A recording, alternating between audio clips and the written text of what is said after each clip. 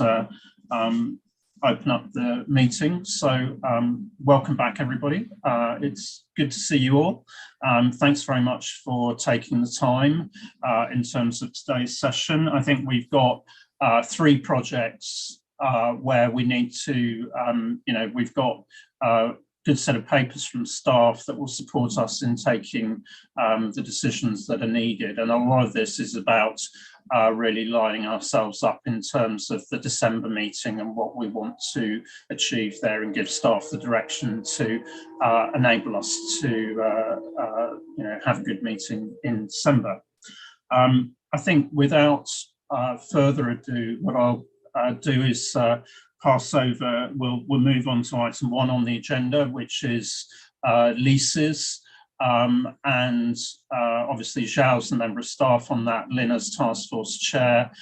Lynn, I don't know whether you want to say anything before we pass over to Zhao. So with that shake of the head, Zhao, over to you to introduce the item. Thank you, Ian. Good morning, good afternoon, or good evening, everyone. So I'm going to share the screen.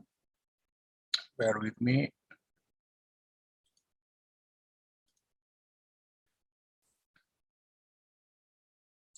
So agenda item number 1, leases.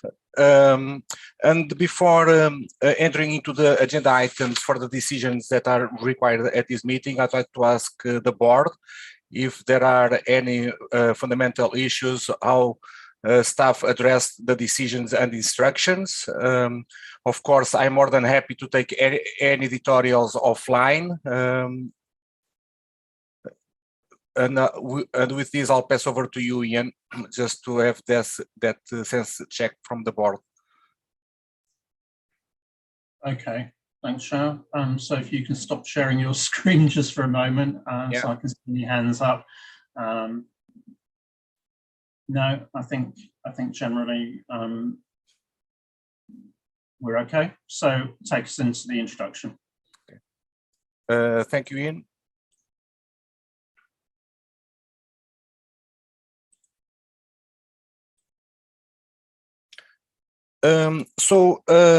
Staff brings to this meeting 2 agenda items. The first one has 4 technical topics that arising from the review of responses. So those are the final topics that were raised by respondents to ED75. I'll go through all the 4 topics one by one and seeking the board's confirmation on the staff and task force chairs recommendations. The first one is already in front of you. It is related to the request by one respondent to include the manufacturer or dealer lessors. So just a reminder that ED75 did not include the manufacturer or dealer lessors. The board at the time decided not to include because these are type of transactions that are not designed for public sector entities. But one respondent came to say that to include because the public sector is not prohibited from manufacturing or dealing activities. So the staff and task force chair's view is that, well, it is not expected to be applied to public sector entities for which IPSASB are designed, and we are with the same view that the board had at the time of the approval of ED75. And of course, this was only one respondent, and we have the overwhelming support for excluding the manufacturer or dealer lessors requirements from the final standard. So I'll ask the board whether it agrees with the staff and the task force chair's recommendation to proceed with the ED75 proposals and exclude the manufacturer or dealer lessor requirements from IPSASB 43 leases. So, and with this, I'll pass over to you, Ian. Thank you.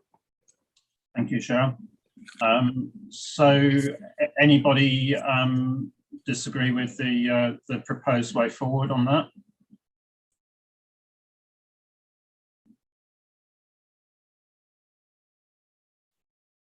Okay, I'm not seeing any hands raised, so I think we're content with that recommendation, Zhao. So move us on to the next item. Thanks, Ian, and thanks to the board for the confirmation. I'll share again the screen.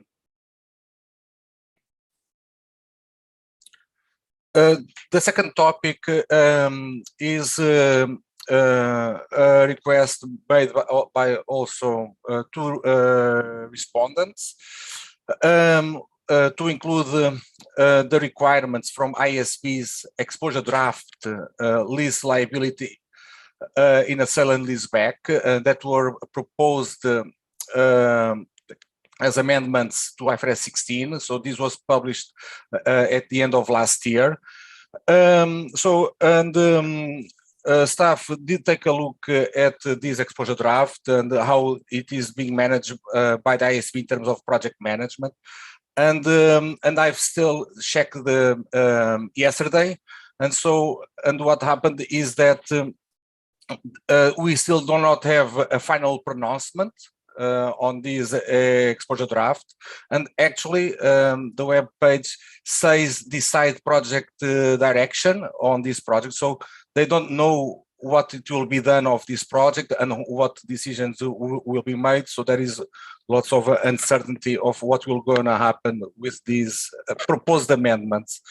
So staff and the task force chair are of the view that, well, this is not a final ISB pronouncement. So, and because of that, we are of the view that it's not appropriate to include changes related to these proposed amendments, so IFRS 16. So we don't know what it will be the outcome, if there is an outcome of these proposals. And of course, staff will continue to monitor the progress on these ISB narrow scope amendments, and if they come to fruition, we'll bring this for the board's consideration when that is appropriate. So with this, I ask the board whether it agrees with the staff and task force chair's recommendation to proceed with the ED 75 proposals, and of course exclude the requirements that were proposed in that exposure draft on lease liability in a sale and lease back from IPSASB 43 leases. And with this, Ian, I'll pass over to you. Thank you. Thanks, Shah. Okay. So I'm not seeing any hands raised at this stage. Oh, Lucy. Yeah, thank you, Chair. I actually agree to continue excluding the discussion on lease liability in a sale and lease back. But I suggest that we also exclude paragraph BC 13, which is about lease back in appendix B, because I believe the matter need not be disclosed, considering that the amendments by the IASB are still pending for deliberation and subject to further study. Thus, I think it does not provide, it provides no effect or standing relative to the ED 75. So until such amendments reach finality and adopted by the IASB, I think it is deemed to have no relevance within ED 75. And this may only add up to the voluminous revisions which need to be considered sooner. So I suggest that BC 13 be deleted. Thank you. Thank you, Chair. Thanks, Lucy. Joao or possibly Ross, from a process point of view, I don't know which one of you would like to pick that up. I'm happy to pick it up as a start. Did you say BC 13, Lucy? Could you just confirm that, just so I'm clear on which BC? Yes, it's BC 13 in the appendix. It's in page 14 of the PDF. Okay.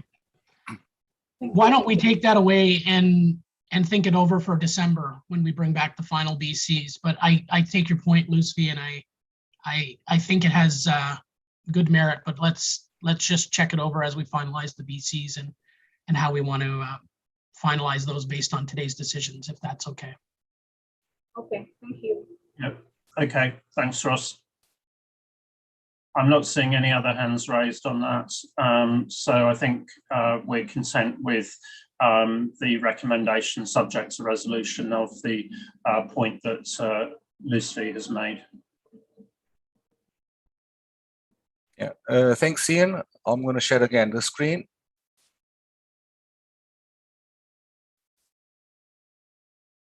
So the third topic is about intermediate lessor.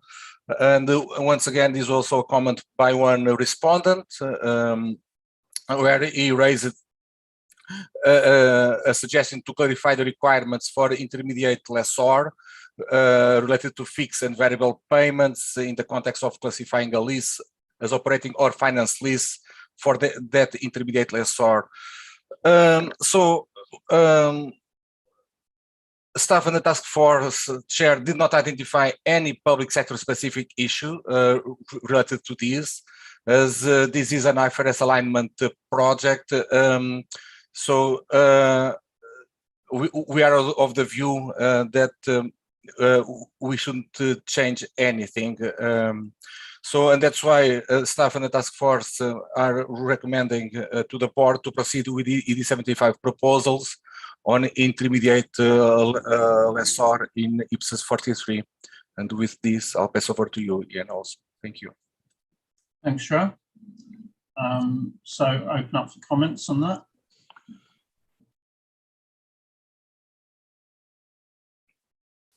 Yeah, Mike.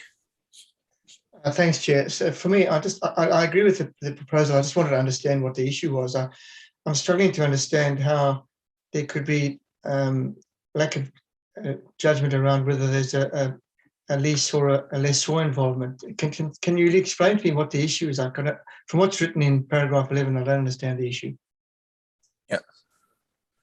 Yeah. Yes, I'm more than happy to try also to explain, because the respondent wasn't much elaborated. But from what I understood is that so the lessor in ED75 still has the old risk and rewards approach, which basically there is a need for a classification of the lease, whether it is an operating lease or a finance lease. And of course, depending on the level of payments that are made to the lessor, that will help the classification of that lease as operating lease or finance lease. The level of payments are also influenced by variable lease payments. And so, for him, the way I understood is there might be a need to clarify what level of variable lease payments will help classify the lease as a finance lease or as an operating lease. I hope this is helpful to you, Mike. Thank you. Thanks, Chair. I'm happy to agree with the proposal. Thanks. Thanks, Mike. Okay, so I'm not seeing any other hands raised, so I think we're content with the proposed way forward on that, Cheryl. So if you move us on to the next, the final issue. Yes, thank you, Ian, and thank you to the board also. I'm going to share my screen. So the last item, I'll need to give a brief background on this topic, as it is in the issues paper, but just for one to be aware. So both Exposure Draft 75 and IFRS 16 have the same guidance in the core text of the standard. So there is no difference on how to identify leases of low value assets. However, some respondents I identified an inconsistency in the basis for conclusions compared to the core text. And why is that? Because the IASB, when developed the IFRS 16, they've put forward in the basis for conclusions that they considered leases of low value assets leases that were around $5,000. So, and because of this number, many people think that this is also a guidance to be followed. However, the BCs are non-authoritative, as we all know, and this was only for ISB's constituents to understand where ISB was coming from when they developed this recognition exemption. When the board approved the ED 75, the board didn't want to provide this type of bright line because of the problems that we all know that bright lines can have. And what tried to do was to move away from that bright line and put forward a BC, that it is in the slide, BC 53, saying that it should be considered according to the materiality of leasing transactions instead of what it is in core guidance, that it should be based on absolute basis, the assessment of a lease of low value assets. So because of different concepts being between what it is in the core standard and the BCs, some constituents raised this apparent inconsistency, and the staff and the task force shared thought about this, and at the September meeting, the board had already instructed staff to address also this. And that's why we have developed a new draft BC that it is in the Appendix B, which is BC 12, that addresses this inconsistency, basically by saying that constituents or preparers need to apply the principles that are in the core standard, and as those are enough to apply to make that assessment, but without any explicit reference to any type of dollar amount. So I just want to call the attention of the board to go to that BC 12, that it is in the page 14 of the PDF, if they are in agreement with the principles. I'm more than happy to take on board any edits. And so with this, the staff and task force share recommendation is to proceed with the ED 75 proposals. So no changes in the core guidance of the export draft, but just change the BCs as proposed in that BC 12. And with this, I'll pass over to you, Ian. Thank you. Okay, thanks, Joe. I think that explanation is very helpful. Any comments on the proposed way forward? Yeah, Todd. Thanks, Ian. I think what we've done here aligns things reasonably well with where the IASB got to. I do, however, have just a residual concern. I think the fact that the IASB, albeit in their BCs, did set a number, it works well with what's in the authoritative text, and it's paragraph AG5, in my view, that I struggle with a little bit, because that paragraph talks about an expectation that people will reach the same conclusion on low value. And the way that this is drafted, all you can tell is that a motor vehicle is not low value, but things like personal computers, tablets, and the likes are low value. So there's quite a range in between. And if we're expecting the same conclusion, I don't know how you get there. Whereas I think with the IASB, albeit in the BC setting 5,000, I think everyone is going to get to the same conclusion. So I wonder if we're going to stick with our wording, whether we need to change the word same in AG5 to perhaps a similar conclusion, because as I say, if I read this through and try to apply it, low value is somewhere between a motor vehicle and a personal computer, probably. And I don't know where in between I would land on low value from what we have provided in the standard currently. Thanks, Todd. Can see your point. Mike, are you on the same point? Yeah, I am on the same point, and I think that it would also help auditors and others and preparers to give them some guidance. So, but just tweaking those couple of words, I think Tom's proposed helps. And I also had a question then was around BC 12, where we say in BC 12 in the last line that the requirement is consistent with IFRS 16. I think that needs to be extended to say something about the fact that the IFRS did make some statement in the BCs. At the moment, I'm not sure that statement is quite accurate. Is accurate in the sense that that's what the authoritative guidance requires, but they did add some text to the BC, and I think it would be helpful to put that in BC 12.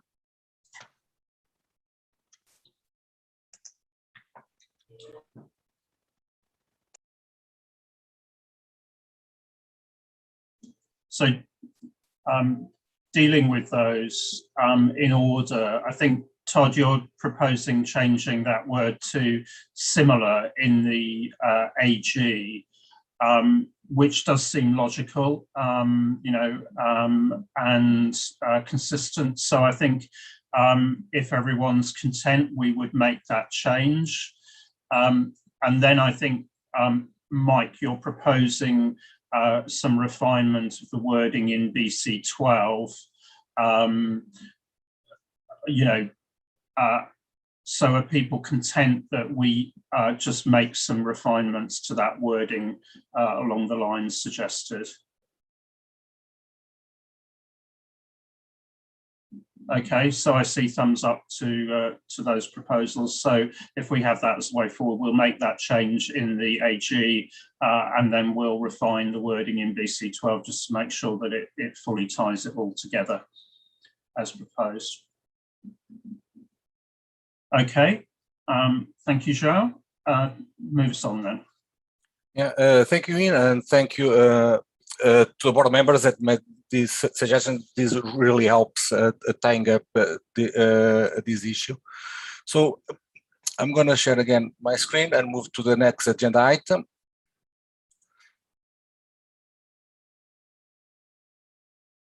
Okay.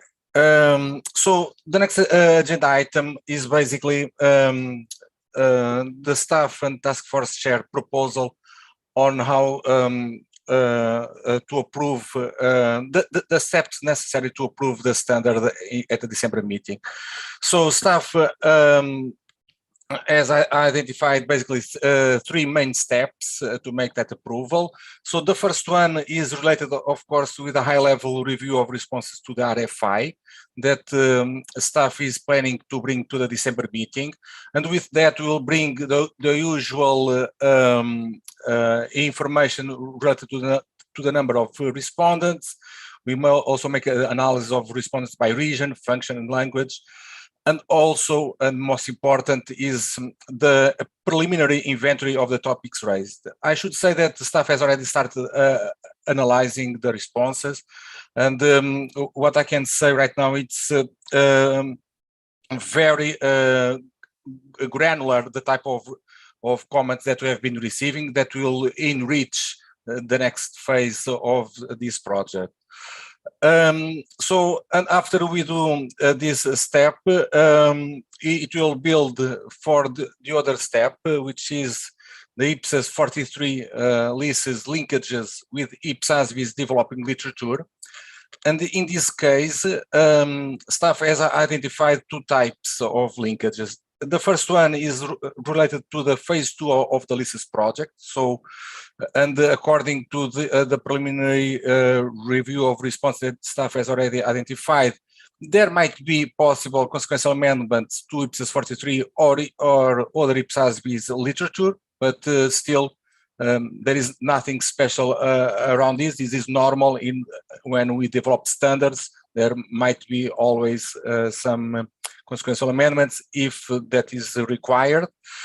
The other type of amendment is related to other IPSASB's projects. So as we all know, exposure draft 75 has two types of references to other IPSASB's exposure drafts. There are cross-references to other EDs in the core standard of ED 75, and there are also proposed consequential amendments to other exposure drafts.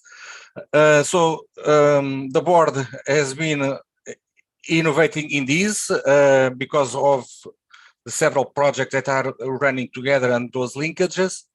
And so what the staff will do is to analyze how to decouple ED75, the future IPSAS 43, from the other projects, but still make it a workable standard for practitioners to apply when it is effective, or even if they want to early apply it. And staff intends to bring that recommendation to the December meeting to make the standard workable. The last step, well, it's the approval of IPSAS 43, and with this, basically, it's about the review and fulfillment of the last steps of the due process that the staff will bring forward to that meeting. The board, of course, will need to decide on the effective date of IPSAS 43, and the last point in this step is the establishment of an editorial group to assist staff in finalizing the standard before publication. And with this, staff and the task force chair's recommendation is to the board is to approve the proposed plan for the approval of draft IPSAS 43 leases at the December 2021 meeting. And with this, I'll pass over to you, Ian, to receive the board's feedback. Thank you. Thank you, Joe. I think that's helpful to see that roadmap. Any comments from board members?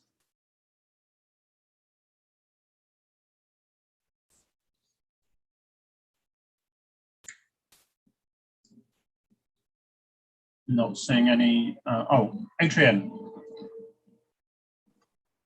I support the plan, but I'm curious about the reference to the RFI comments and the link to phase 2. I know I'm sort of raising something that we've already addressed, but I felt strongly that it's a mistake not to have an explicit link to phase 2 in this in this paper. And I'm hoping that the RFI is raising the same issue because I think it would strengthen the final paper in December. But I agree with the proposal to go ahead. Thank you. Thanks, Adrienne. So I think basically where we've got to is that Joao will bring that analysis of the RFI issues. I think from what he says in terms of the outcome of those, there's nothing that would impact and say that finalising IPSAS 43 in December is wrong. There may well be additional guidance required, whether that's as a consequential amendment to IPSAS 43, or you know, it may be that there's guidance required in some other pronouncement. But I think where we got to as a board was that we were okay to proceed on that basis, and then any proposed changes coming out of the RFI would need to go through our due process. And it was important, though, not to hold up approval, because there are a lot of constituents out there that are looking for clarity on our overall direction. So this was striking that balance, you know, and that was the reason for taking that approach. And certainly the reason for bringing that paper on the RFI will just be to demonstrate that there is nothing that's been raised by constituents that would cause any fundamental problem with approving IPSAS 43. So the board has that assurance at December meeting. Okay, but thanks for raising that, Adrienne. Thomas, you wanted to come in. Yeah, thanks, Ian, and thanks, Joao, for kind of outlining the approach. I think from a public interest perspective, I think it's a good approach. Because obviously the alternative not to go down that route, to have a standalone workable standard as a result of phase 1, would be to kind of wait until phase 2 would be finished. And I think that would be the worst, which what could happen for constituents, because as you rightly said, Ian, I think constituents are waiting for what is the conclusion now. on the topics discussed in phase 1. So therefore, I think that's the right way. Probably supporting Adrienne in the sense that communication is needed, how phase 2 would link into the approved IPSAS 43. What would that mean for the future, and how the board would want to integrate the results of phase 2 into this approved IPSAS 43. But other than that, I think it's the right approach. Thanks. Thanks, Thomas. Yes, I think I see thumbs up in terms of we do need to be very clear about the communication on this. And the other area this will impact on is the decision we take on the effective date as well. Okay. Lynn, anything that you want to say as task force chair at all at this stage? Nothing specific, just thanks to João for getting us through this item, and we'll certainly take the feedback on board in terms of the papers for December.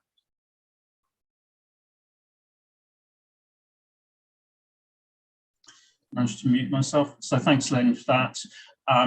I think, if there are any remaining drafting comments, I know we've got a couple of issues there to pick up on specific BCs. Please do pass those to João for him to address. I think if we can set a deadline for any further drafting, suggestions, proposals of the end of next week, and that will apply to the other items that we have today. So please do communicate those so that we don't have any major issues that we have other than the ones that João has already outlined that will hold us up in terms of moving to a vote on the what we hope will become IPSAS 43. João, Ross, anything else from the staff side on the item? No. And thank you to the board for this discussion. Okay, so thank you, João, for that, and thanks, Lynn, for your inputs, task force chair, on that. I think that concludes the item on leases, and puts us in a good place for December approval now.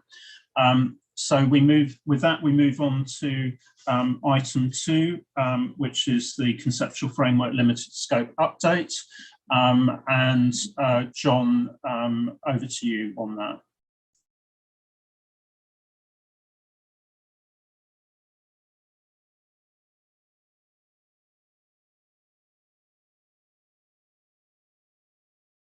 Okay, good morning, everybody, and thank you, Ian. And Joe is going to move the slides forward for me. So, John, I can't move your slides forward if you're sharing your screen. Okay, how do I get out? Are you going to share then, Joe? Yes, I will share the screen. Okay, I'll stop sharing now then. Okay.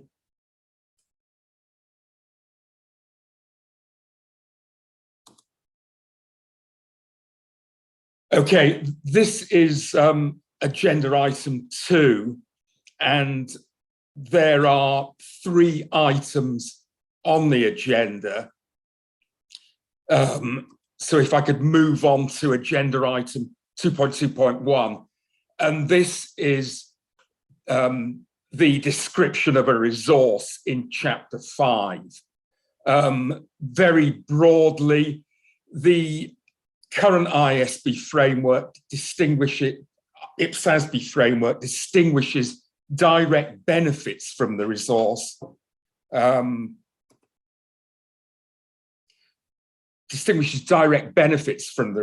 itself from those that arise from the rights to use the resource.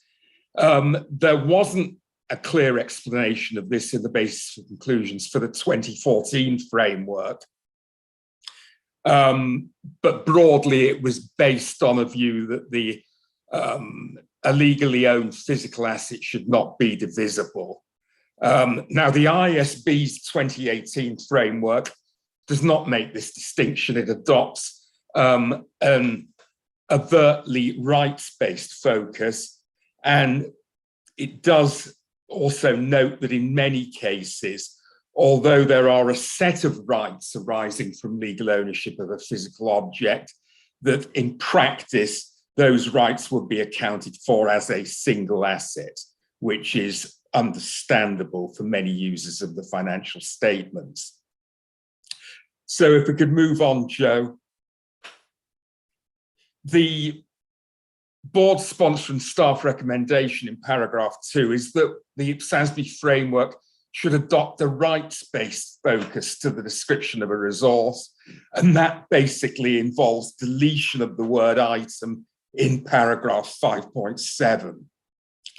There will, if this recommendation is accepted, there will be a consequential impact on the paragraphs on unit of account, because the reference in the paragraphs on unit of account to item will no longer be necessary. And the proposed paragraphs in both the core text and basis for conclusions are in Appendix A to 2.2.1, and the new text, which has been included since the September meeting, that is in red. So if I could stop and return to the chair at that point. Okay, thanks, John, for that introduction. So if I can open up for comments from members.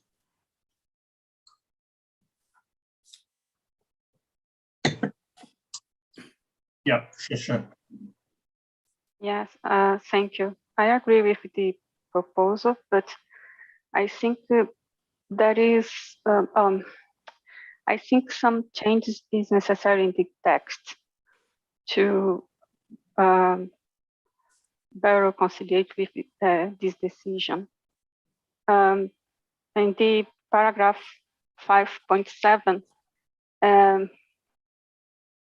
a resource is a right to service potential or capability to generate economic benefits or both. I think it's necessary to indicate that the right that has the potential service or capability to generate economic benefits. I think in this way is there is different meaning. In the second sentence, I think it's an example of rights, because this, I think, should be deleted in this paragraph.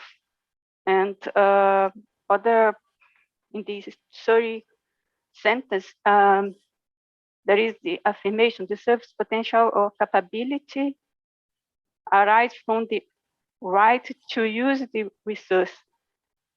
Use the resource is a kind of right too. Because this my suggestion would be to delete the second sentence and the end of this third sentence. Thank you. Thank you, Shusha. Any other comments from members before I go back to John? Todd, you wanted to come in? Yeah, thanks, Ian. And thanks, John, for the paper. I agree with the change to the resource being a right. I had a very similar view as Patricia in terms of the, I think it's the third sentence that she read out, because I think it is just one example. In fact, if you look at the 6 or so bullet points in paragraph 5.7, the use of a resource is one of the examples that's given. So it doesn't work in my mind having that third sentence in the lead bullet points. Just thinking about the that has been proposed in red, and looking back, IASB has included conceptual framework. I do wonder whether we've been a little bit light in our 5.7 to 5.8a. I think helpful IASB framework would actually help in the IPSASB framework. my technical advice has done, some really good analysis of some of the helpful text from the IASB framework that I could provide through to you, John, if that would be helpful. Thanks, Todd. Any other comments before I go back to John? Okay, so I think we have support for the move to delete item and refer to rights. Certainly we've got that specific proposal from Patricia, supported by Todd, and then some proposals perhaps for some additional clarification in terms of drafting. John, back to you on those proposals. Clearly, we would need to see those proposals from New Zealand there to see, and in doing that, obviously, we're treading the balance in terms of the fact that this is the public sector framework rather than cut and paste ISB. So, as you say, Todd, we need to make sure that this is public sector relevant. John, back to you, and then I'll go to Renee. Yeah, thanks, Ian. Yes, the proposal is that we delete the third sentence of paragraph 5.7 as proposed by Patricia, supported by Todd, on the basis that, well, one of the reasons being that it duplicates one of the bullet points, and certainly I think that is valid. The other point is that we ought to consider including more material from the ISB framework on rights in paragraph, that's for those of you who've got the ISB framework, that's paragraphs 4.6 to 4.13. Now, we've been fairly sparing about the use of material from the ISB framework, and the view is that we need to include more material, both to provide guidance in its own right, but also to set up what we've said in this additional paragraph 5.8, that the set of rights arising from legal ownership of a physical item is often accounted for as a single asset. I think the issue is the extent, as I say, and as we've said in the paper, to which additional material sort of unbalances the document. What I suggest is that I review the proposals of the IPSASB and New Zealand XRB staff proposals and come back in December with a proposal as to further paragraphs that ought to be included. Thanks, John. I think what I'd suggest is, I think the immediate piece of work is to work with both, as you suggested, but also with Patricia as well, to come up with a proposal. And what I'd like to propose is that we circulate that revised wording in advance of December. What I don't want to do in December is to start going backwards and forwards on we need more, we need less. I think, we need to have the right amount for our framework, not just because it's in the ISB text, but because it works for the public sector. But I think we can deal with that through at least giving members the opportunity to comment out of session on the agreed proposal that emerges from that piece of work. Because I don't see any disagreement on the moving to rights. This is just how we express it and what's needed for that. Okay, so Renee. Yes, thank you, Chair. In this discussion about rights, a public sector specific aspect that is already acknowledged elsewhere in that section is the sovereign rights and the sovereign powers. And it's acknowledged in the past event section further down around 5.13. So wondering here in the discussion about rights, if we could acknowledge explicitly that sovereign rights are also coming into play here when when assessing rights in the public sector, as a suggestion. Thank you. Thanks, Renee. I think probably the best thing to do would be to have that as an instruction for John to go away and have a look at, and consider how best to make that cross-reference. As you say, that's already there lower down. The question is whether we bring it in at this stage or not. So John, if you can have a look at that and then work with Renee on that one. Yeah, certainly. Thank you. Yeah. Okay. No other hands raised at this stage. So I think we have the way forward on that. So thanks for that, everyone. So John, move us on to the second paper. Yeah, the second paper is on executory contracts. And the instruction at the September meeting was for staff to consider whether the principles of executory contract accounting could be included in the section on unit of account without having a separate section on executory contracts or executory binding arrangements. So basically, we agreed that executory contract accounting principles should be included. The question was how they should be included, as I say, whether through a separate section or incorporation of principles in the unit of account section. Well, what we've done in paragraph 6 is, in the table under paragraph 6 in agenda item 2.2.2, is in the left-hand column we've indicated what the current wording is in the ISB framework. And in the right-hand columns, we've indicated what the text is in a proposed paragraph dealing with executory contract, executory binding arrangement principles. And in the final column, there's the rationale for why we have or have not included material in the IPSASB framework. And broadly, we've incorporated some of the material from 4.56, which is introductory, 4.56 being the ISB framework reference. We have imported most of the material from paragraph 4.58, but we've not included the material from 4.57.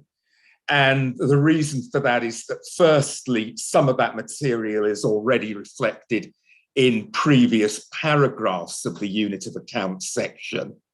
And secondly, we didn't feel that it was necessary to go into detail in the framework on how an asset and a liability might arise if the terms of the exchange between the counterparties alter. We felt that that was better handled at standards level. And you can see the paragraph itself is in the appendix to agenda item 2.2.3, and that is paragraph 5.26G. Okay. Ian, at that point, to go back to the board, so in summary, we don't think that a separate section on executory contract principles is necessary. We think those principles can be incorporated into the unit of account section, and that's the recommendation. Thanks for that introduction, John. So if I can have comments from, if we can split the discussion into two parts, I just want comments from members if anybody disagrees with the approach to incorporating the material into the unit of account section. And then secondly, I'd like to take comments on how that's been done. And I think that table is a very helpful exposition of that. So if I can just get comments, does anybody disagree with the approach that's been taken then of incorporation of the material into unit of account?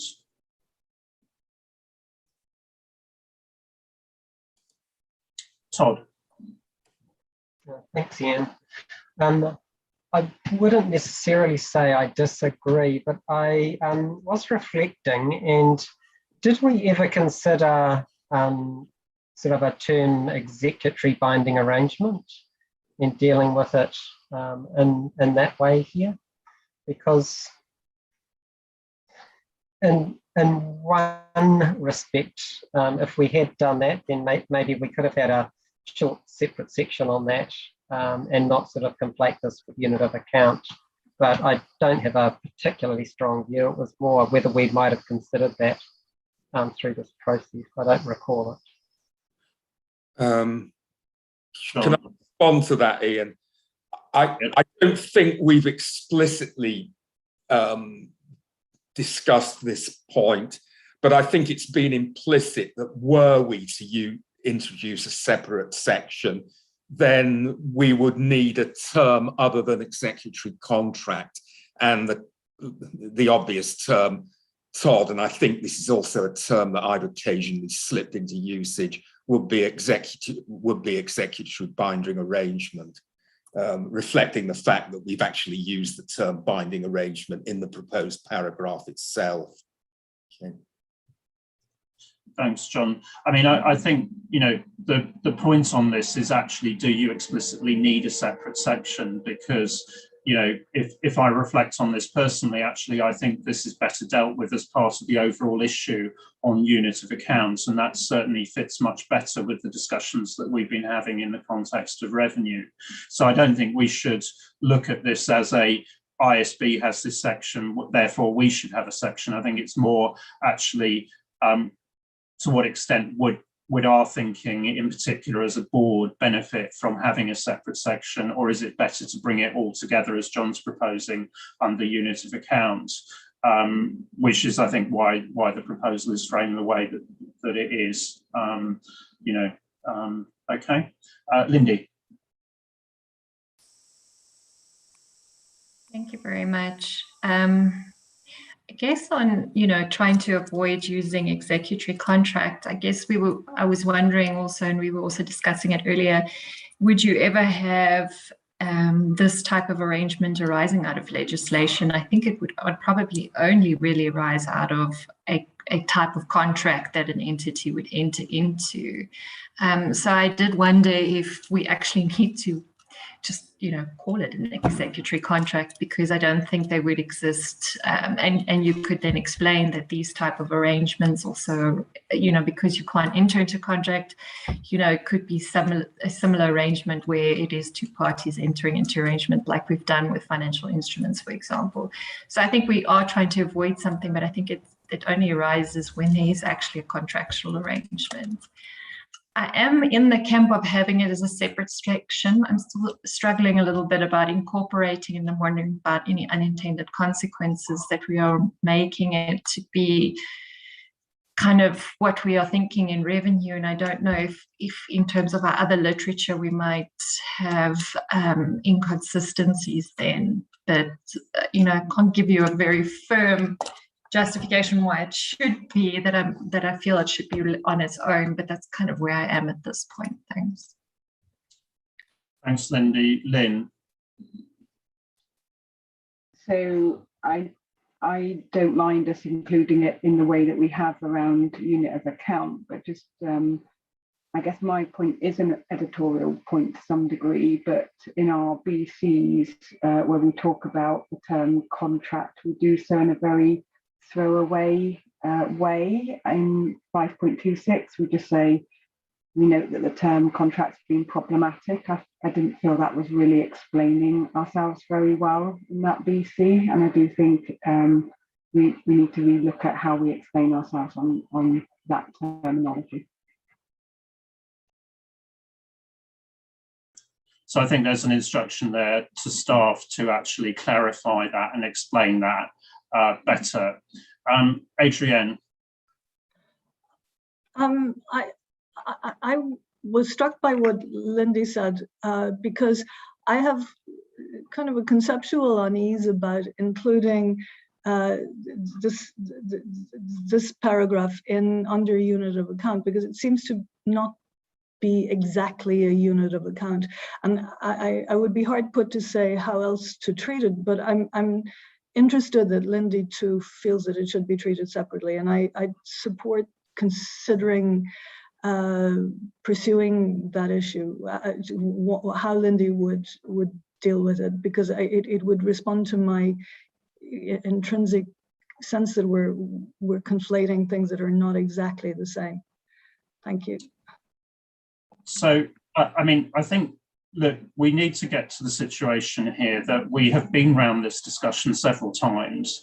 The board, when we discussed this in the context of revenue, and it is very much in the context of revenue that we're working at the moment, decided that while some of the principles were appropriate, particularly where we had at the start point of a transaction, neither side had performed. And basically, when you look at executive contracts, there's two specific points, and it's the first point that is actually relevant to public sector in particular, and therefore, and at that stage, it is a unit of account issue, to your point, Adrienne.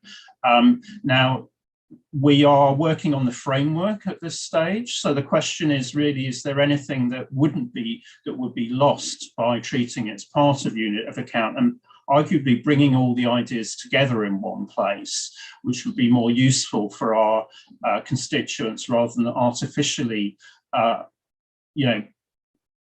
describing something only because the ISB chose to do it. We do have a definition in IPSAS 19 of executory contracts, which was put in because the board at that stage felt it was useful at standards level, but this is framework. And so therefore, I think really the question at this stage is, can any board member actually put their finger on something that would be problematic by taking the approach that staff have proposed, because we do need to land this. We can't keep going round on this point. So I think the real point is there anything lost by the proposed approach, which is bringing the thinking on unit of account together in one place? Mike. So, Chair, I support what's been proposed for the reasons that you've outlined. I hear what Adrienne and Lindy's concerns are, but I think for me, I support the proposal. I think it can need some sort of signposting or some messaging as to what we've done. And I wonder whether we need an SMC on this issue. Thank you for that suggestion, Mike. I think actually, because clearly it is generating some thinking. I think there's Lynn's point, which is that the BC needs to be explain what we're proposing in more detail. And I think, as you suggest, Mike, that actually articulating that or drawing attention to that through an SMC would be a good way of actually ensuring that we do properly test that with our constituents. But from that, this is the way we've approached it. Have we caused any problems inadvertently that you can see through that approach? Patricia. Thank you.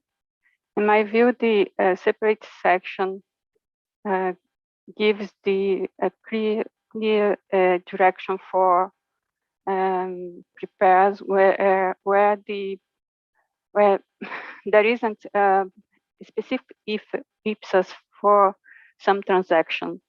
For example, the idea transfer revenue and transfer expense is more specifically transfer expense. Some kinds of transaction is not the subject of a specific IPSAS.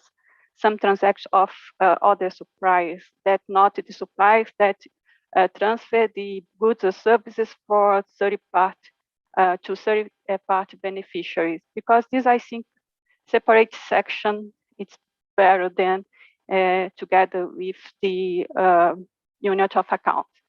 But if the decision, is to present together with a unit of account, I think it's necessary to review the text, because the principle are presented as the example. I think it's not a good way to present principles. And then I think it's better in separate sections, but the minimum is to change the text and present as a principle, not as an example. Thank you. Thanks, Patricia. So that we'll take that into the discussion then in terms of what the proposed text. And I see support for your proposal that we need to review the drafting to get the principle rather than as an example. Thomas, and then I'm going to sum up. Yeah, thanks, Ian. From a CAC perspective, I definitely would want to support Mike's proposal regarding an SMC. I think that's definitely the right approach. And I would also support the proposal of having a BC in any case, because I think especially for kind of people coming from IFRS, working in the private sector and then doing some public sector work, they have executive contract as a term in their mind, and it would be very helpful for them to have a BC explaining why the board was going down that route. So I think that's good proposals, both. Okay, thank you, Thomas. So I think, you know, from a public interest point of view, therefore, we do need to explain the thinking in terms of bringing it into the unit of account section. We do need to have an SMC to highlight the fact that we're proposing to do that. And then we'll move into the drafting, bearing in mind Patricia's point about you know, the need to articulate the principle clearly rather than the example. But I think bearing in mind that the conversations that we've had throughout the last few meetings, we should proceed on the basis that this is a unit of account issue and that that's the appropriate place to bring the guidance together with the explanation through BCs and highlighting the approach through SMCs. Okay, so let's then open in terms of the approach that John has taken. Patricia, you've already articulated your particular area of concern. Are there other areas of concern in terms of the drafting here? And I think we're really using the material in that table on pages 15 and 16 there that you provided, John. Okay, so on that, I've got Camira and then Mark. Thanks, Chair. Thanks, John.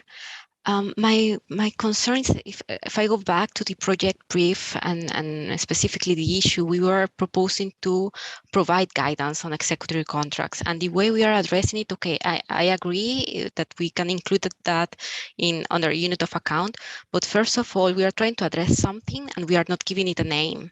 So as Patricia mentioned, it's just like only one paragraph and it's as an example. So I do not see which guidance we are providing for executory contracts at the end. So I think that if we want to be transparent and clear on what we are addressing, we should at least give it a name if it's not executory contracts, and because we are providing kind of a definition, but at least name it and give some guidance on that, because as of now we only have one paragraph on that, because the other paragraph that we have added is a case in which it is not an executory contract anymore, because already one of the parties perform or fulfill their obligations. So I will try to focus on that, trying to give some guidance on executory contracts. Thanks.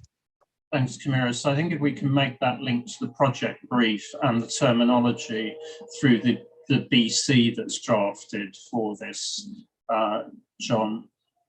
Anything else you want to add to the point that Camira's made before I go to Mark?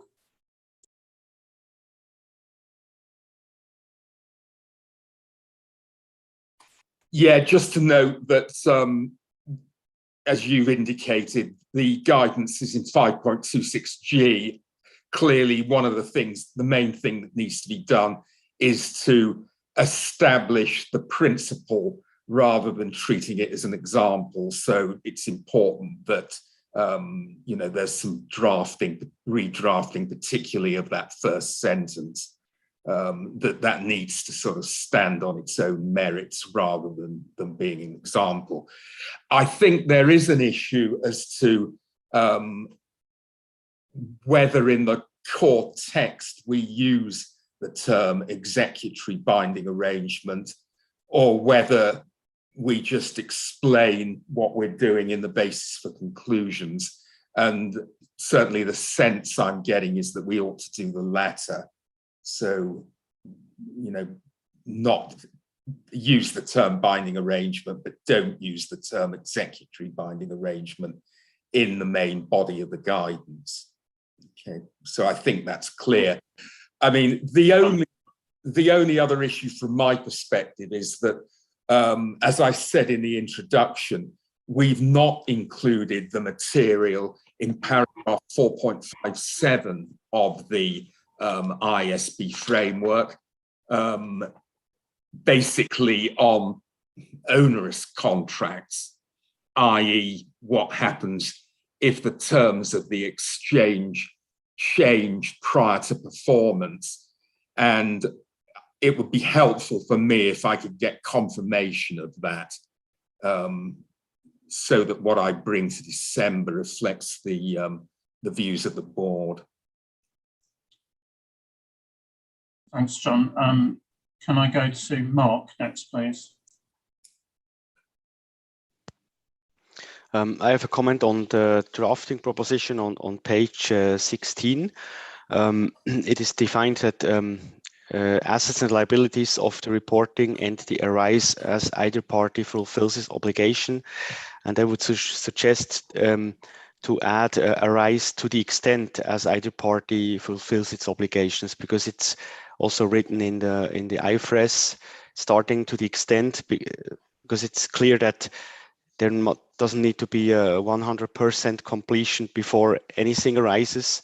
It could also be completed 50%, and to this extent there would be an asset or liability.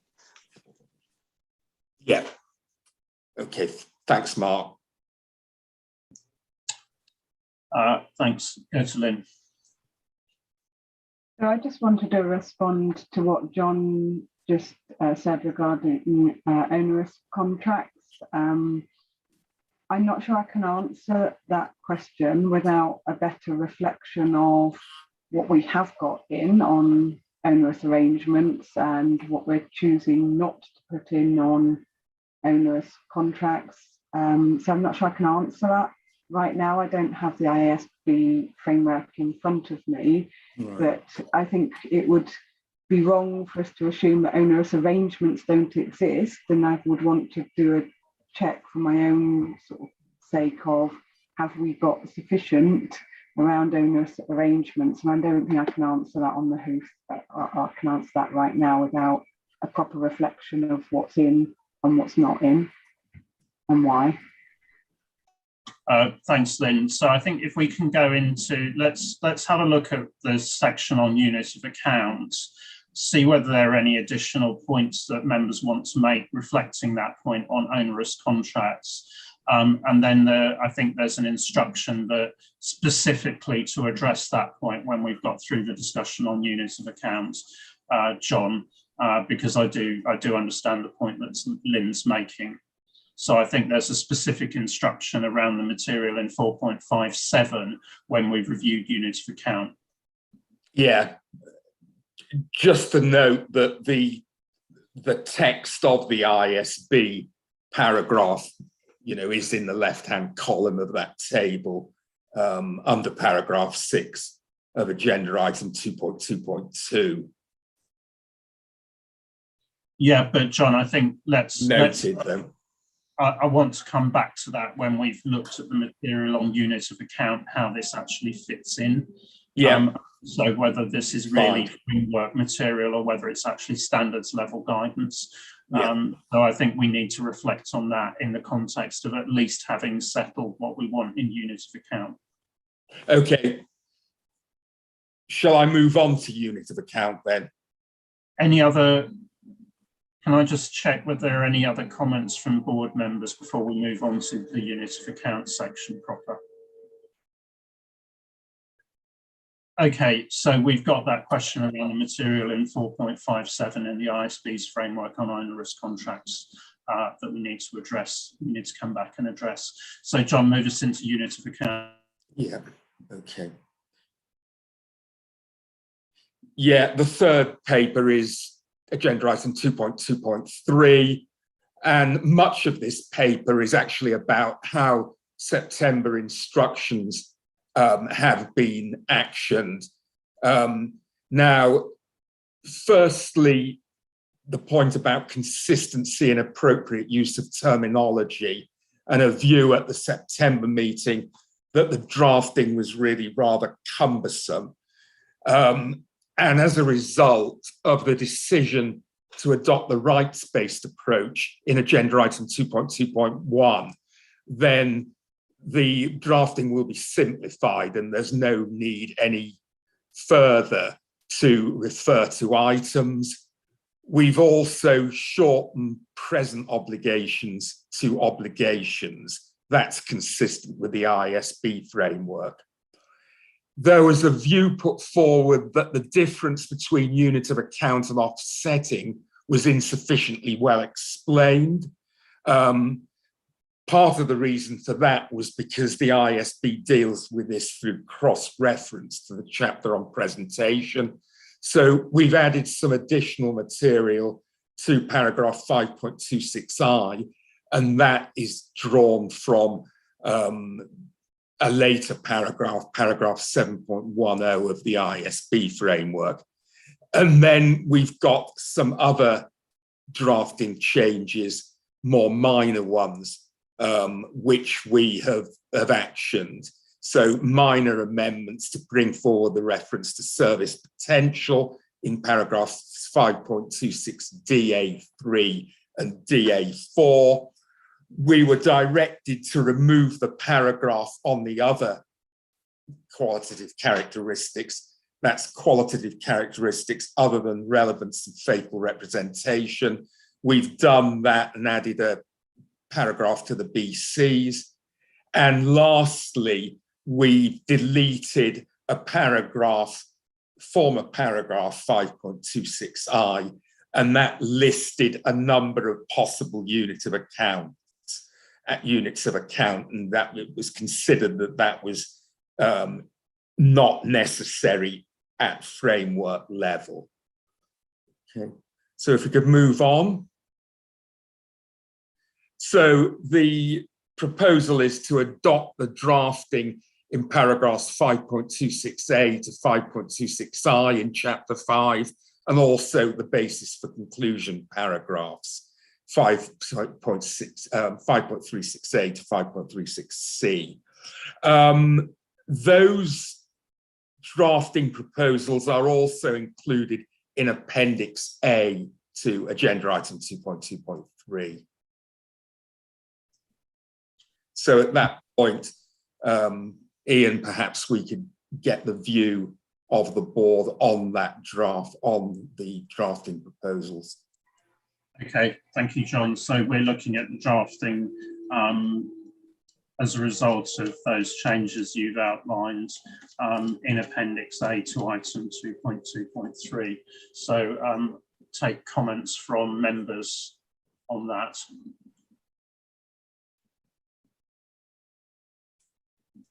Patricia. Yes, in the page 6.5, in the item, one moment, please.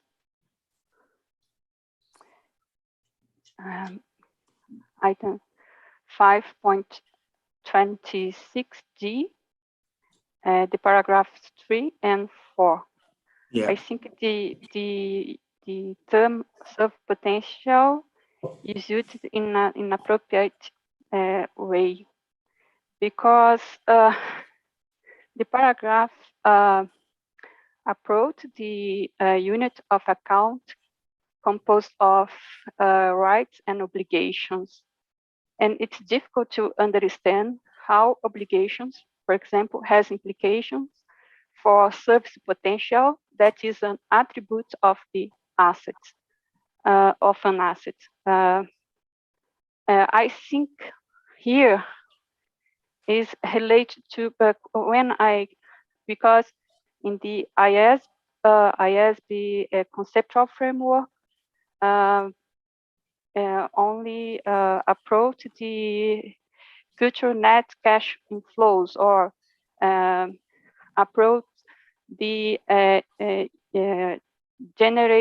cash generate unit, but in public sector we have a specific characteristics.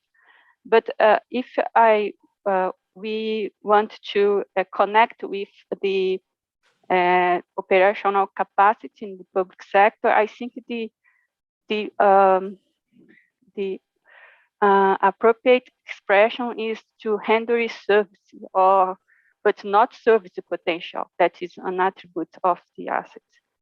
And in the 3, I think it's so difficult to understand. And in the paragraph 4, my suggestion, can I check here?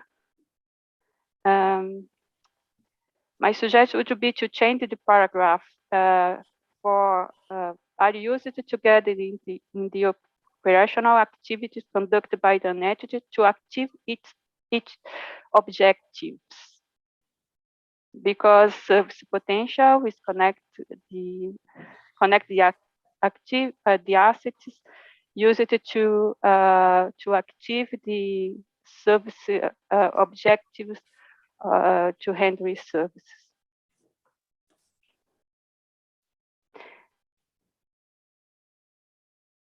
Yeah, in some, I think the use of the term is inappropriate, and my suggestion is change the service potential for handling service.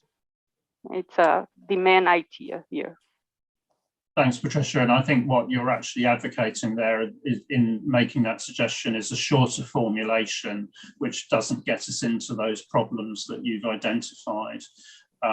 So that, I think, John, if you can take that away and work with Patricia on that, but I think if we use that sort of shorter formulation that Patricia was suggesting on part 4 there, that may well be helpful, and something consistent with that on paragraph 3 as well. Yes, I think it's similar approach is possible in the paragraph 3. Yeah. So yeah. As ever, less is more. Let's go for something shorter that doesn't get us into those problems. You okay with that, John? Yeah. Could I ask Patricia to give me the drafting that Patricia is proposing for those 2 sub-paragraphs? Yeah. Okay. Thank you. David, then Camilla.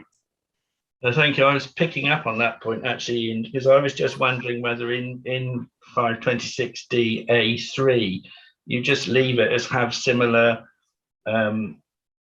characteristics and risks. Delete that sentence, and then in 4 just are used together in the operational activities conducted by an entity, and delete the rest. And I think that probably would achieve what you're looking for. Thanks for that helpful suggestion, David. Yeah. So if you don't mind just being part of that discussion with Patricia, I think that is going to go in the direction that she's looking for on that to get us out of the problem there. Mira. Thanks, Chair. I only have 3 comments on these new paragraphs. So in paragraph 5.26b, I will leave the word binding. So I saw that the word binding was removed. I would leave it because for clarity purposes. Then in paragraph 5.26d, I would suggest to add, before having this numbering below A, to include something like meet 1 or more of the following characteristics, because as of now, it seems like the group of rights need to fulfill all of those characteristics in order to be able to be accounted as a single unit of account. And then my 3rd comment is just a clarification, or just a question. What was the reason for us to remove the paragraph 526L with the examples? So why are we removing that? So thanks. Thanks, Camilla. John, back on those. I mean, perhaps Camilla could send me through those drafting proposals and I'll look at them. The removal of the examples in 5.26i, I mean, that was basically an instruction at the September meeting that it was considered unnecessary at the conceptual level to include possible units of account, but that should be a standards level issue. Okay, so thanks for that clarification, John. Todd. Thanks, Ian. I just had a couple of matters when I read through these paragraphs, probably fairly minor, but I think it's just worth clarifying now. 5.26c, it felt like there was something missing in the last line of that. So an entity transfers part of an asset or liability. The unit of account may change at that time. I think it should say so that the transferred component and remaining component become separate units of account. Because you've got two things as a result of transferring part of something. And I think both of those become the separate units of account. And when I read BC 5.36c, where it's making reference to the qualitative characteristics of relevance and faithful representation, it uses the term because these are the most important qualitative characteristics. And I just wonder, do we want to say they're the most important or that they are important characteristics in evaluating the usefulness of information? You know, we had talked at times about, or we did have the 5.26e at one stage, which says, you know, you need to have regard to the other ones. And by using the most important in the BC, maybe it does elevate it a bit too far for our framework. So just a couple of suggestions. Okay, thanks, Todd. So I think, John, if you're happy to take those points offline there with Todd. Yeah, that's fine. Yeah. Okay, Lindy, then Lucy. Thanks. I had the same comment on the qualitative characteristics that Todd just had, and I was wondering if you should rather add that this is because we're explaining the IASB's framework and their approach to the QCs because they have their primary ones, etc., or just take the sentence out because it, you know, I don't know if it needs to be there, but I think unless you have that qualifier, then we are elevating in our own framework, and I don't think that's what we want to do. Yeah. Okay. Yeah. So I think that, you know, that proposed deletion is a classic example of if we don't need to say it, let's just take it out. Yeah. Yeah. The other comment I had was the one on offsetting, and I wondered if it maybe is best to include this paragraph in the BCs because this is in recognition and measurement, and this is actually about presentation. I mean, I don't know if we should relocate this to the presentation section, but maybe it should be in the BCs just to explain as suggestion. Thanks. Could I ask, Chair, Lindy, which paragraph is that you're referring to? So that's 526I.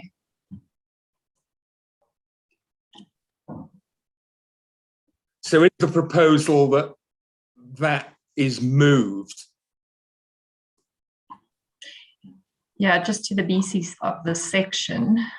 And then where you talk about the offsetting concept, because we're really talking about recognition and measurement, and now we're talking about presentation in here. Right. I mean, I suppose it's minor, but. I mean, does it do any harm where it is at the moment? I think we were trying to be helpful by bringing this all together. No, I understand that. So there does seem to be an argument for having it here, if that's okay.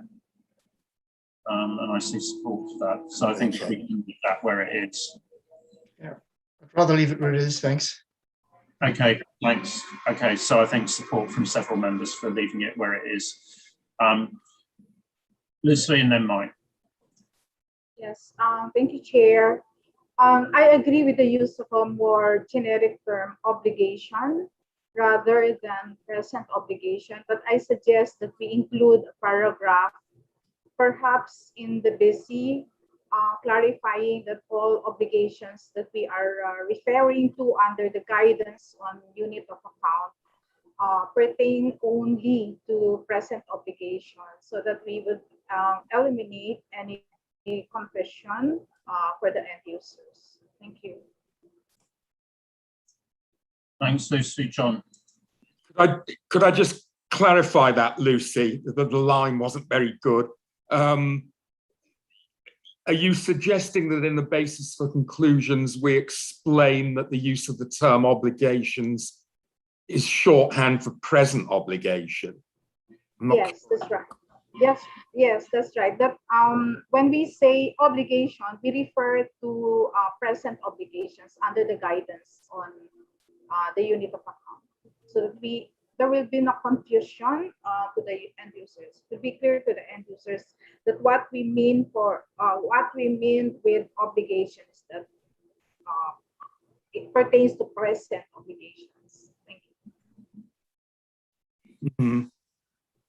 I suppose my only reservation about that is that it opens up a new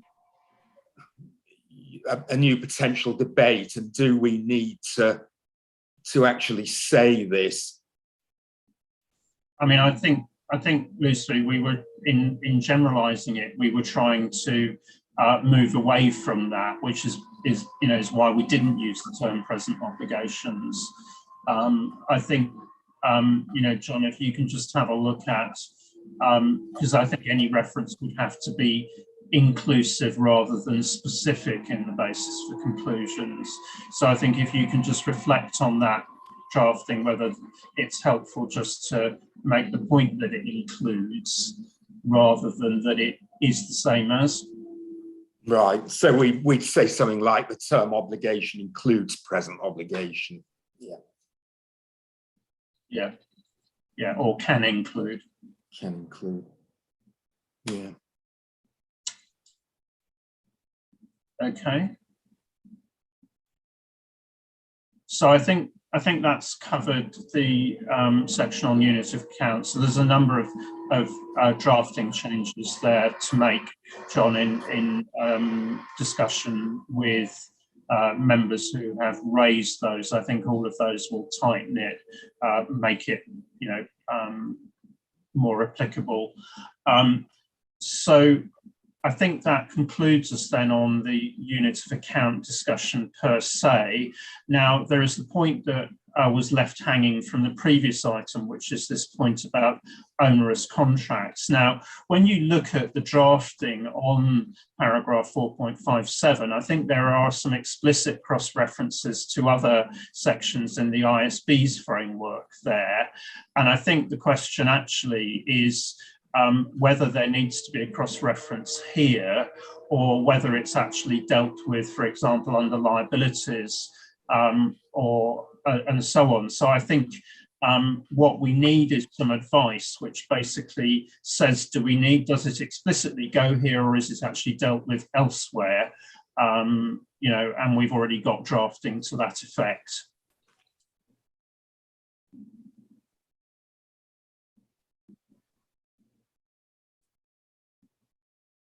So we need the advice and then the relevant pieces of drafting on that, I think. Yeah, okay. Okay.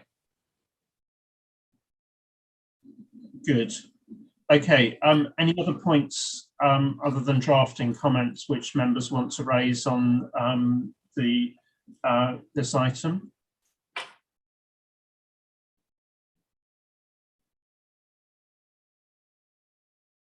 Good. Okay. So I think, John, there are a number of pieces of drafting there. I think it would be helpful if we could circulate those to members so that members have sight of those, between now and the board meeting, if we can work the timing, just to try and make sure that we have addressed the concerns that were expressed today. And we've not got a load of bits of drafting to try and clear in December. Yeah, okay. Chair, through you, if I could ask if drafting suggestions which haven't already been provided to me are provided by the end of next week. So that's the 5th of November. Yeah. Yeah. Okay. Good. Okay. So that was a helpful series of discussions there. Thank you, John. Thank you.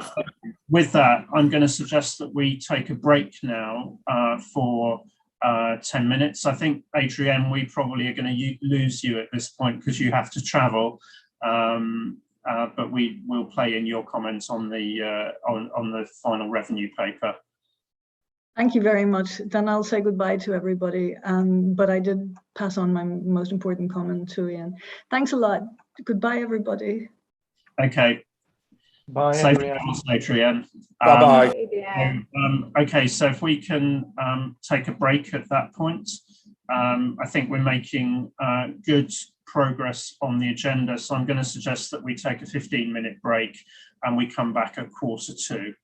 And David, as ever, you will keep us to time on that. Okay, thanks everyone. So back at 1:45.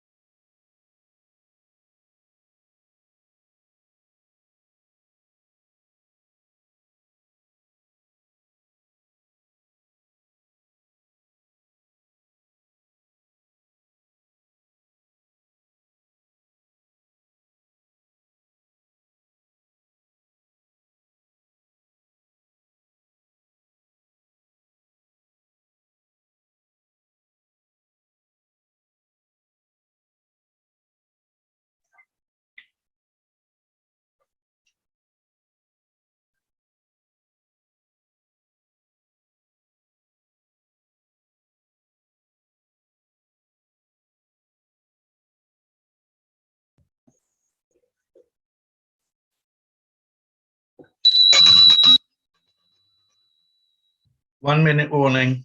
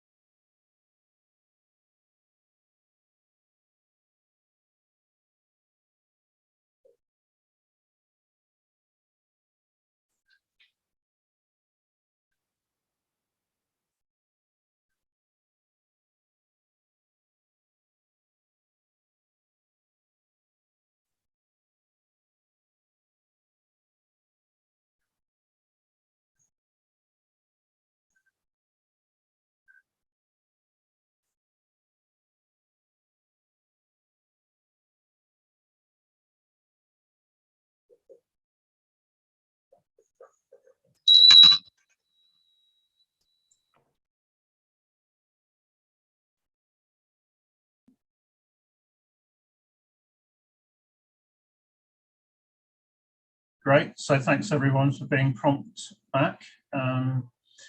Thanks to Leah. I thought those sort of slides with the nuggets of background information or interesting facts about people was very interesting as I was sitting here eating my sandwiches. So thank you everyone for contributing to that. Really interesting. Nice to sort of see some different sides to people.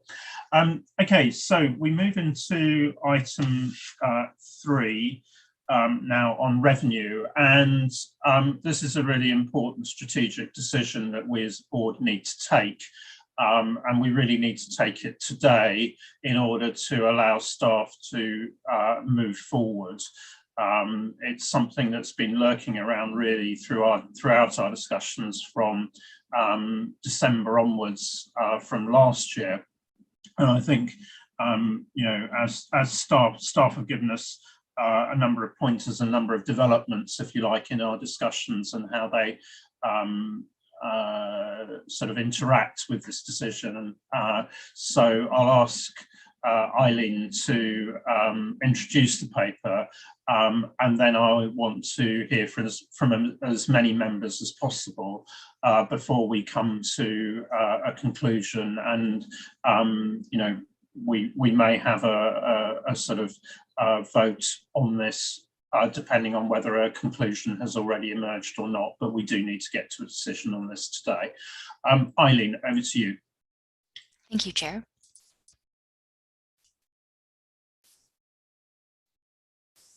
So hello, everyone, and thank you so much for your time today. I'm going to give a bit of background on the progress, I would say, in the project and how we first landed at 2 EDs and where we have gotten to based on the decisions so far.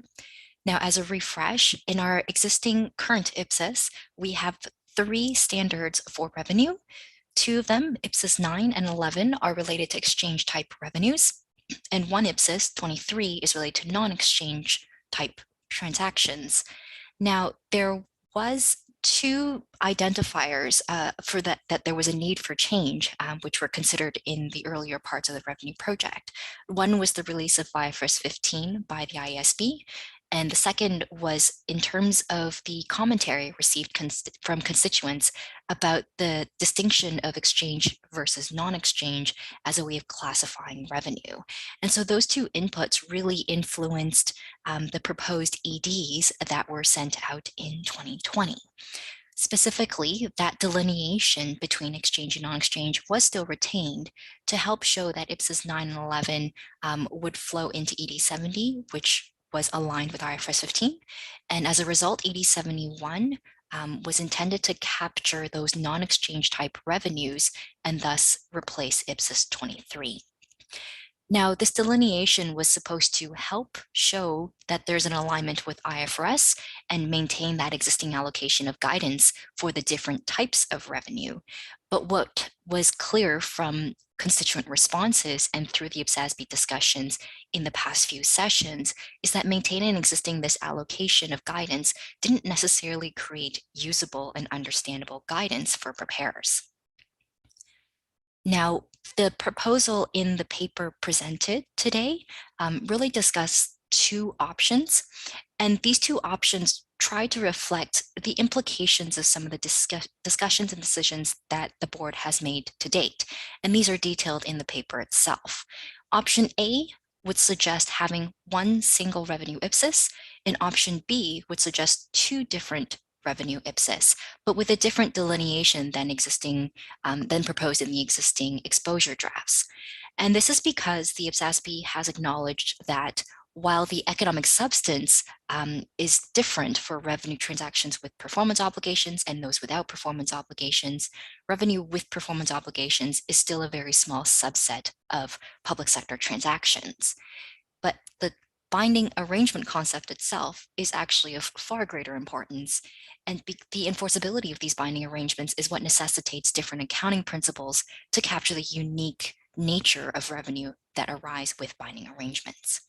The one thing staff wanted to highlight as well is that under both options, there is IFRS alignment. It may not be as explicit as we had with ED 70 versus 71. However, there is alignment in principles with IFRS. Under both options, the entity would be required to first assess whether the revenue arises from a binding arrangement, and that leads you to either revenue without a binding arrangement or revenue with a binding arrangement. In the latter case, the entity would also need to assess whether any of the present obligations are performance obligations, and that would then lead to two different streams of revenue. Under option A, these three types of revenue would all be under one IPSAS, but under three distinct sections, whereas under option B, where you have two IPSAS, the guidance related to revenue with binding arrangements would be in a second IPSAS itself. Staff noted that overall the flow of guidance does not really differentiate between the two different IPSAS. It really is a matter of locating the guidance related to revenue with binding arrangements, either as a specific section in one IPSAS or in a separate IPSAS itself. Now, the recommendation that staff have proposed is to use option A, so presenting all revenue guidance in a single IPSAS. Regardless of which option we choose, staff will be ensuring that there's clear sections, references, and also using the flowchart at the beginning to really help a user understand, the preparer understand which IPSAS or which section of an IPSAS applies to the revenue transaction that they currently have and that they are attempting to account for. And so these signposts and references will be important regardless of which option we take. We've listed some benefits and drawbacks in the paper, and as Ian noted today, we're really looking to hear member comments and thoughts on which option they prefer and have an open discussion and reach a conclusion at the end of this discussion. With that, I'll stop sharing my screen and I'll pass it over to Ian or Ross if there's any additional comments before we open up for board member comments. Thank you. Thanks, Eileen. Good introduction. Ross, anything you wanted to add at this stage before I open up for member comments? Maybe just to emphasize that it is important that from a staff perspective, we get a decision today, because probably one of the most problematic parts of getting the drafting going is kind of the open ongoing discussion on whether we're going to have one or two standards, because that will impact the drafting. So from a staff perspective, we've put our recommendation in the paper, but the key is that we get a decision so that we can take the drafting forward and that it's closed and we don't continue to reopen it. Thanks. Okay, thanks, Ross. So open for comments now from members.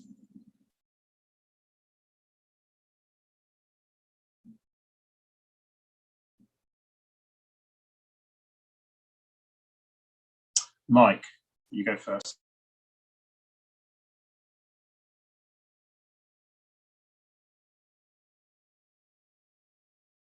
You're on mute, Mike. Thank you, Ian. I'll start again.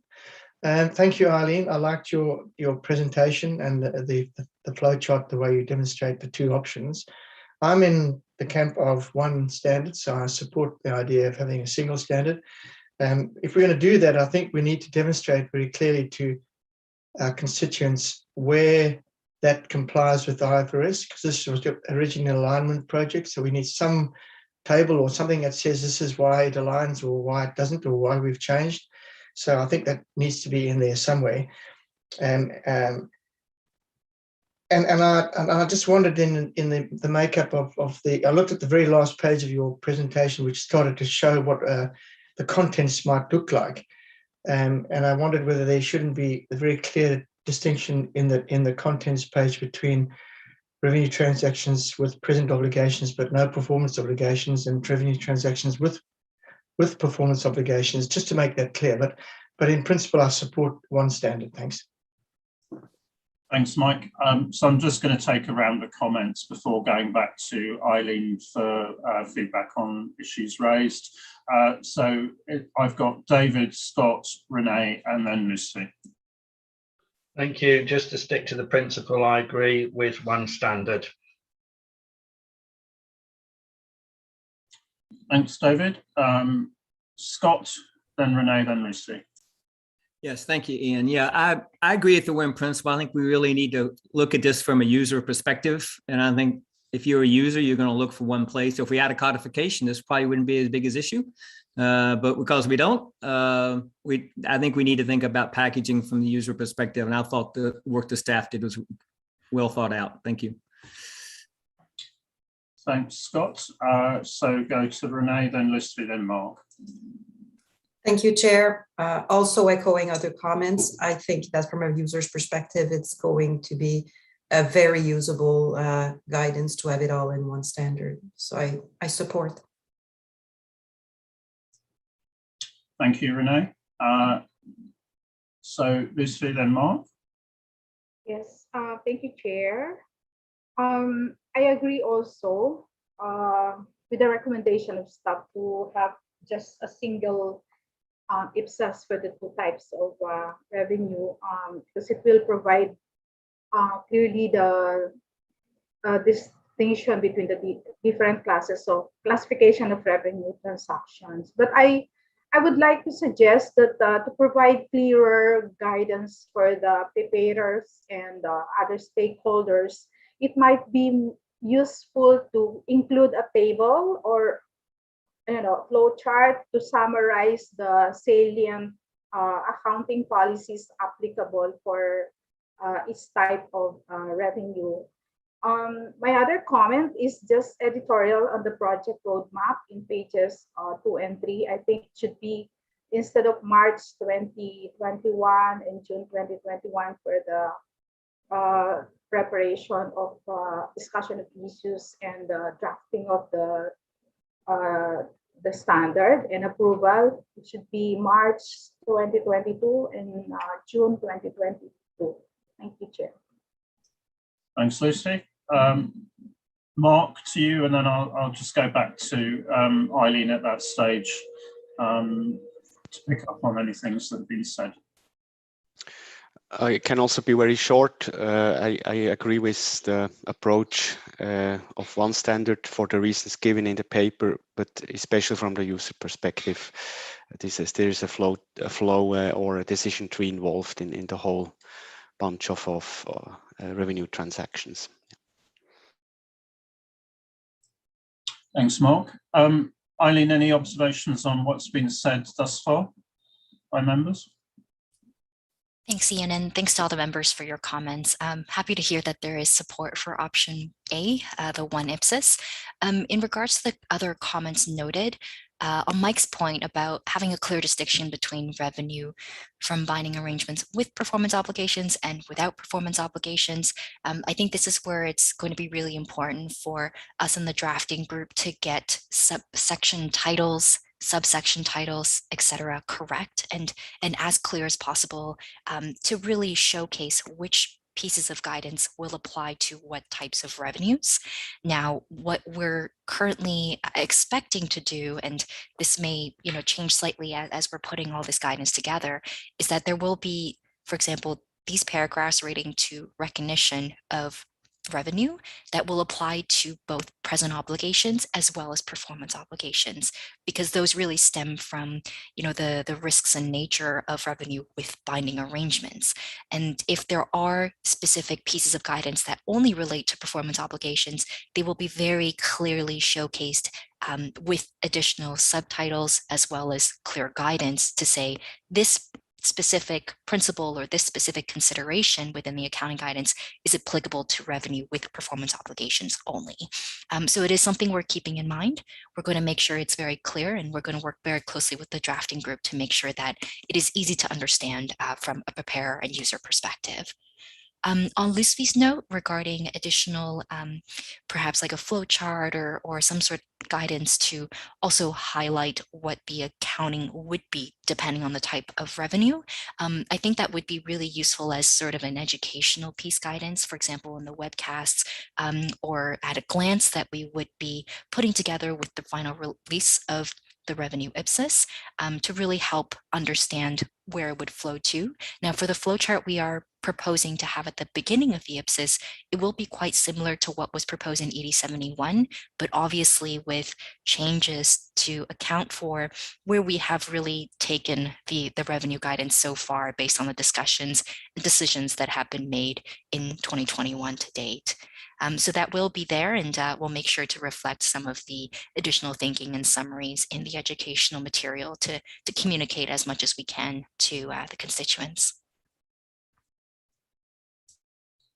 Thanks, Eileen. And just to play in one comment that came through, I think loud and clear in the drafting group discussion earlier on this week, is that whilst we've differentiated between, performance and present obligations, we've put the guidance really in the context of what's a performance obligation. We haven't really dealt well with describing what are present obligations that are not performance obligations, and that was a very clear instruction coming out of that discussion. I think that fits entirely with the signposting issues that you've described there. So I'm just going to take comments from other board members, if I may. And Thomas, I have noted, I just want to take board member comments before coming to the CAG. I think it's right just to play in at this stage that Adrienne was supportive of the staff proposal to have one standard. Todd, to you next. Yeah, thanks, Ian. And I certainly agree with the one standard approach for the reasons that have already been well articulated. I just wanted to pick up on one of Eileen's comments, and I think what, Eileen, it was really helpful, the way that you described the intentions around how you will deal with the present obligations and performance obligations when you get to that part of the standard. And if I understand what you were saying correctly, it sounds like we're not going to have IFRS 15 broadly intact as part of the standard that we create, the one standard that we create. And I think that will be appropriate if you take the user perspective, but I think it will be worth just making it clear to the board if I have got that right, because when we embarked on this, we were trying to get an 8070 out, which was very much an alignment with IFRS, and then the separate 8071. And I think by pulling it all together and your comments around the present and performance obligation, we're not necessarily going to keep the IFRS 15 alignment as intact as what it is currently through 8070 and 71. As I say, I'm supportive of that, because if you take the user perspective, you want to come up with the right standard for our users to be able to work through. But I think it's worth just being transparent about that and making sure that people are comfortable with that. But I certainly am. Thanks, Todd. I think that's helpful, and I think we do need to take that away and just reflect on how we make it explicit where the alignment with IFRS 15 actually is, without wanting to debate that in any way. But I think you're very well placed to make those comments, given I think, if I recall right, you gave the opening presentation at the start of this project back in Santiago in 2015. I remember it well. I think that was your debut, actually, wasn't it, Todd?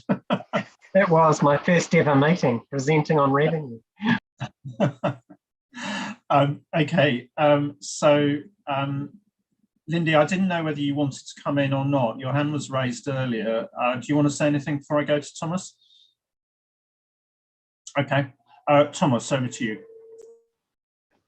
Yeah, thanks, Ian. I just want to say that looking back to the discussion the CAG had on exactly the issue of combining, not combining, and ordering the guidance on revenue, that was back in December 2020, and the combining option was presented as option 2 to the CAG at that time.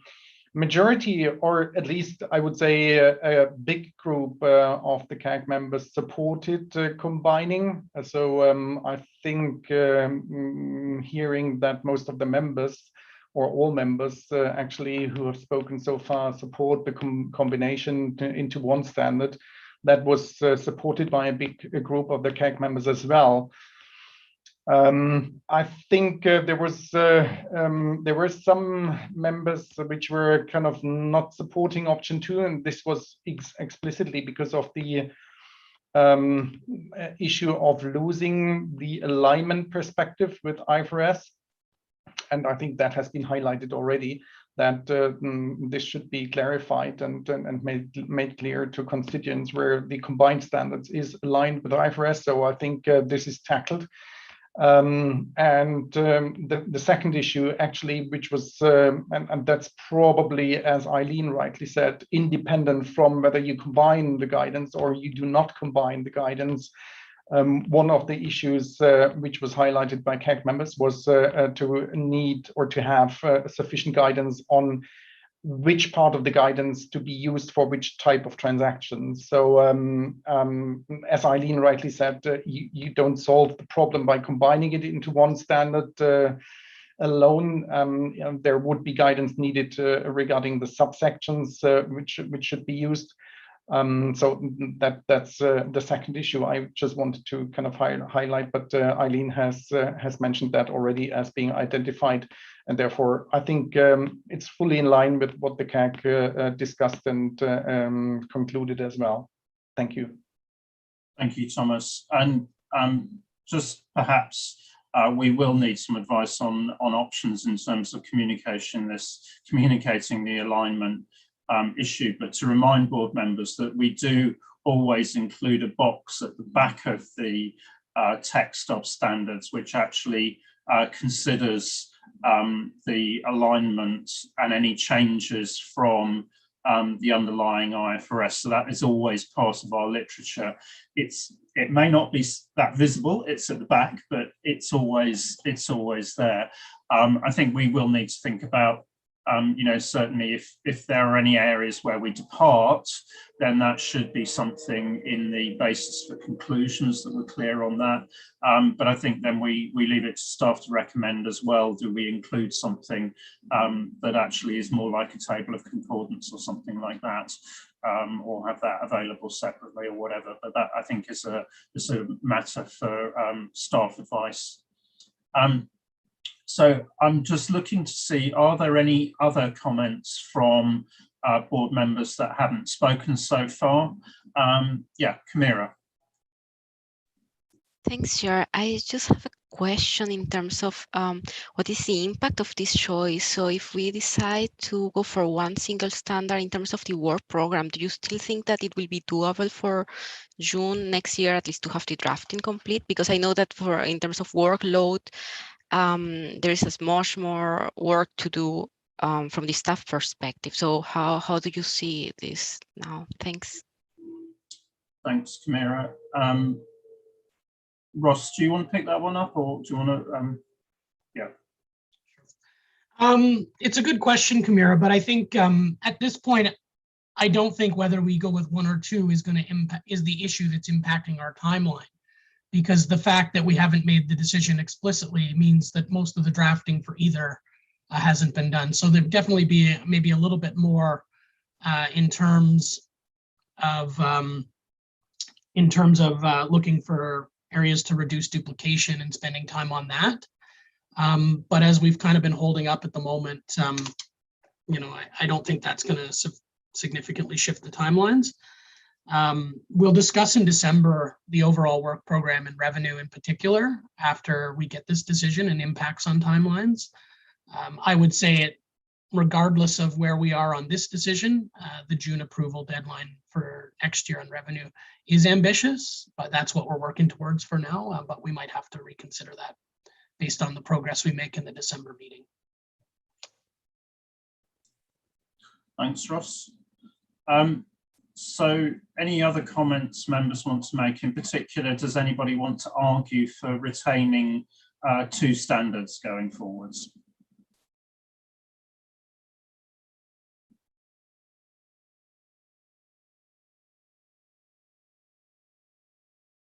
So I'm not seeing any hands raised for people wanting to come in and support 2 standards.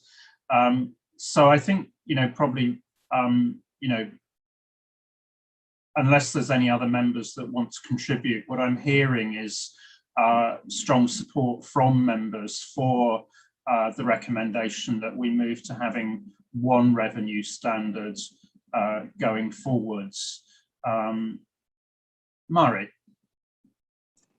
Thank you. I support the single standards, and so not only the performance obligation and present obligation, but also the binding arrangement and enforceability is so important. And so in so many cases exist, so the implementation guideline or the illustrative guideline is necessary from my point of view. Thank you. Thanks, Mari, very helpful. Okay, Mike, you wanted to come in. Thank you, Chair, and I'm getting into detail now, but because we've made a decision, I just wanted to clarify on page 18 of the document where we talk about some in option B, or if we're not going to be in option B, that doesn't matter, but I was concerned about comments like duplication for guidance on specific transfers. Where will there be duplication? How are we going to make sure there isn't duplication within the 1 standard? Thanks, Mike. Well, I think you slightly leapt ahead of me there on. Okay. But I think it's fairly clear that the board is behind the proposal that we move to having 1 standard. So I think that is a decision, and that was the clarity that we're looking for. I mean, in terms of duplication, clearly, as articulated in the paper, that does help having 1 standard with duplication of material. I think there are going to be some structural decisions that we end up having to look at as the material is developed. I don't know, Eileen, whether there's any sort of comments you want to make on that at the moment in response to Mike's point. Thanks, Chair, and thanks, Mike. I think it's a good mention, and the duplication that we were thinking of when comparing the 2 options, we more so the kind of introduction and background about the specific types of transfers that would arise in the public sector really purview, where it would require the user of the IPSAS to first consider, what type of transfer is it? Did you think about whether there is or isn't a binding arrangement? If there is a binding arrangement, then here's the additional guidance on transfers with binding arrangements. If there isn't, then it's going to be in the other standard for revenue without binding arrangements. So it's more so the duplication to introduce the fact that there are transfers in the public sector that may be with or without a binding arrangement. Since we are going with option A, that duplication would really fall off. And as Ian mentioned, it's going to be more so getting the structure right of the overall IPSAS to make sure that we can refer properly to those specific considerations where necessary. And then the preparer who's applying the IPSAS can then go to the correct pieces of guidance to account for that specific transfer. So definitely more to come. I think we've got some really good, if you will, things to think about as we go along with the drafting itself. It's going to be really important for us overall to make sure that whatever decision we make results in a very clear and usable IPSAS. And that's really going to be a very clear, a big guiding principle for us as we move along with the drafting. Okay, thanks, Eileen. And I would just, in terms of the drafting group, would also note that we've invited 2 particularly important users to join the drafting group on a go-forward basis. One is the UN system, who all of the organisations in the UN system are direct users of IPSAS, and I note that there was a comment in the chat that they would support the move to one revenue standard, because they certainly had the problems in staff discussions with them around where to find guidance. And the other important user is the European Commission. So there will be representatives on the drafting group from those two big users of our standards going forwards. Okay, so I think with that we have a clear decision from the board. Thank you to staff and to board members. You know, I think staff provided us with a very clear, succinct paper that summarised where we've got to. Good comments from board members, and I think it's now very helpful. That helps us move forward with this project now that we've got that decision. With that, Ross, anything to you from the staff perspective in terms of the meeting, further guidance or whatever required from the board? Nothing further from me on the staff side, and just thanks to the board for all the input today on all the projects, and in particular, this important decision on revenue, which should really help us take it forward. Okay, so I think that with that, we can draw the formal session today to a close, and give everybody back 45 minutes, which I'm sure is welcome. Just to check, Ross or Leah, do we have Michelle Brody